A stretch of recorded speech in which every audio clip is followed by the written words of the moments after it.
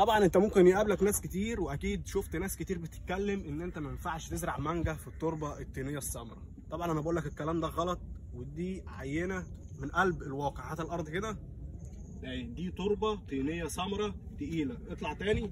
بس شرط اساسي تكون التربه جيده الصرف، تمام؟ ما ينفعش مانجا تتزرع في التربه الطينيه السمراء واقول له تعالى اتفرج الزبديه عند الناشط الزراعي. مانجا بتجود في التربه الرمليه، بس تقدر تزرعها برضو في الارض الطينيه السمراء زي الارض اللي انا واقف فيها دي دلوقتي. بس شرط اساسي تكون ان التربه دي جيده التصريف للميه، لان طبعا زياده الميه بتعمل عمليه اعفان للجذور. ان شاء الله تبارك الرحمن، فضل ربنا وكرمه علينا، ربنا يبارك.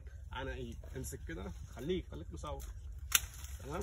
تبارك الرحمن على ايد، تمام؟ ده في قلب التربه الطينيه السمراء. فانت ما تسمعش كلام حد، اي حد يقول لك المانجا ما بتنفعش في التربه الطينيه السمراء وري له الفيديو ده. دي طبعا مش شطاره مننا، ده كرم ربنا علينا وفضل ربنا علينا. طبعا برضو ناخد بالنا من ماده اللاتكس، هي بتحصل اثناء قطيف المانجا زي كده اللي هي بتطلع دي، لان الماده دي ماده حارقه، وزي ما انتم شايفين حرقت لي ايدي هنا. انا علشان خاطر كده لابس الجوانتي، انا ما بلبسوش اصلا. مانجا الزبديه ربنا يبارك ان شاء الله تبارك الرحمن على ايد، ربنا يبارك. امسك برضو تاني اهو، ربنا يبارك على ايد.